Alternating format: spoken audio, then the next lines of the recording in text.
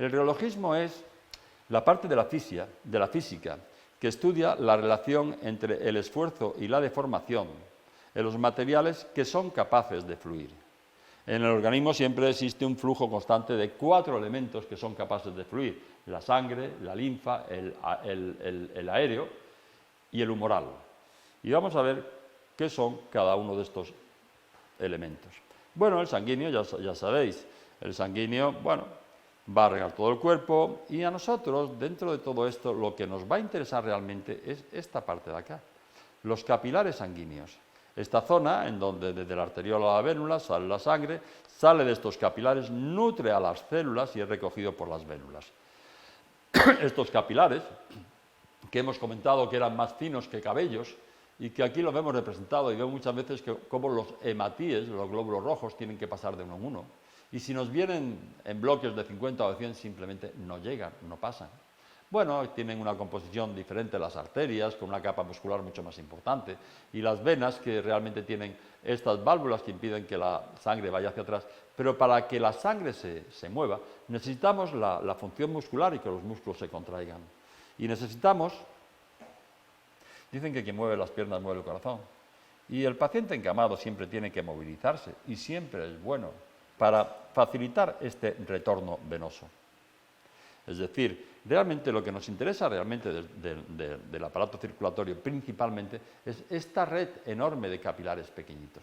Sabemos que en la sangre tenemos los leucocitos, que son, si los ves así, pues son redondos, y si los ves de lado, pues son de esta forma. Los leucocitos, estos son los hematíes, los glóbulos rojos, los leucocitos, los encargados de la defensa corporal, y unas células muy pequeñitas, mucho más pequeñas de lo que está aquí representada, que son las plaquetas, y que no tienen núcleo, no son células, son bolsas de factores de crecimiento de todos los tejidos del cuerpo.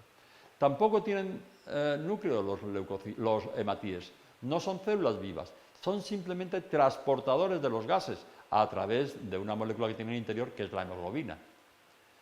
La linfa, que va a recoger, la linfa es el estercolero de todo el cuerpo, es decir, tenemos 5 litros de sangre, para lo cual hay muchos médicos que lo estudian, muchos derivados de la hematología inicial, pero tenemos 20 litros de linfa, que es el estercolero de todo el cuerpo. Es el que recoge todos los detitos del cuerpo, y no tenemos ningún médico, ninguna especialidad que se dedique a estudiar la linfa. Y bueno, yo creo que esto lo va a explicar mejor este vídeo de 2 minutos que yo. ¿Cómo es el sistema linfático? El ciclo linfático empieza aquí, en los capilares. El plasma sale de los capilares sanguíneos y alimenta las células de los tejidos circundantes. Una parte de este líquido intersticial es recogido junto con los productos finales del metabolismo y los detritos celulares, que también reciben el nombre de carga linfática por los vasos linfáticos iniciales. Si se produce una infección en alguna parte del cuerpo, se desencadena una intensa actividad en el sistema linfático. Las vías linfáticas se convierten en una autopista rápida para las tropas de intervención inmediata del cuerpo, la defensa inmunitaria. Con la ayuda de células presentadoras de antígeno, los antígenos de los focos de infección atraviesan el torrente linfático y llegan hasta los ganglios linfáticos próximos. Los ganglios linfáticos se encuentran distribuidos por todo el cuerpo. La linfa se depura en ellos y, en caso de existir una infección, organiza la defensa que corresponda. La verdad es que el flujo linfático simplemente es por una pequeña presión negativa que se produce cuando los conductos torácicos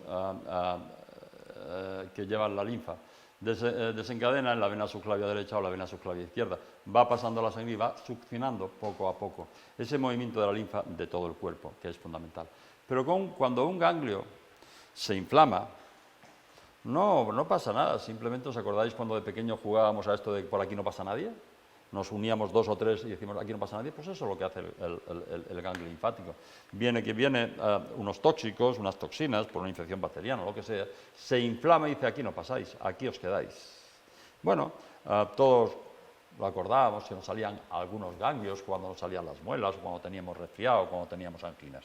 En principio es un mecanismo de defensa normal del cuerpo.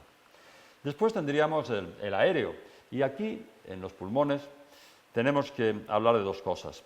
Primero, del componente aéreo. El componente aéreo son 2 compuestos, oxígeno y CO2, que están en equilibrio. En el cuerpo hay dos gases, el oxígeno y el anhídrido carbónico, que están totalmente en equilibrio. Los dos son transportados por el mismo carro, que es la hemoglobina, que va en los hematíes de la sangre. Pero la hemoglobina tiene más apetito por el CO2 que por el oxígeno. Muchas veces cuando queremos oxigenar una parte del cuerpo anormalmente, la mejor manera es poner un poquito de CO2, entonces el cuerpo dice, mándame aquí más sangre que nada más que tengo CO2. Manda una cantidad de sangre enorme, como si te hubieran picado 100 avispas, y cada vez que una molécula de globina se encuentra que tiene CO2, suelta el oxígeno para recoger el CO2, llevarlo a los pulmones y eliminarlo. Y es la mejor forma para oxigenar, porque es mucho más sensible al CO2, a las concentraciones de CO2, que al oxígeno.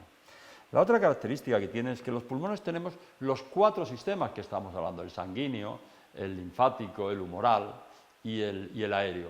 Si aumenta el espacio para uno de ellos, disminuye el espacio que tenemos para el aéreo. Por ejemplo, si destinamos más espacio al sistema circulatorio, a la sangre, simplemente porque el corazón no puede expulsar toda la sangre que le llega, se queda un poquito retenida y hincha los pulmones, disminuirá el espacio que tenemos para el aire y tendremos una insuficiencia respiratoria de origen cardíaco.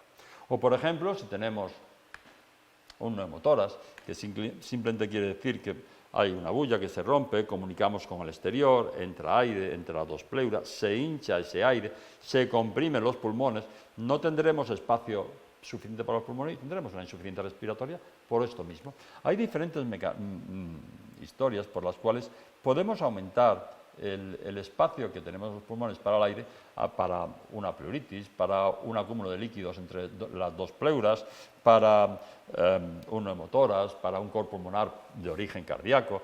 Cada vez que disminuyamos el espacio que tenemos para los gases, aparecerá una insuficiencia respiratoria que se puede deber a otras causas diferentes.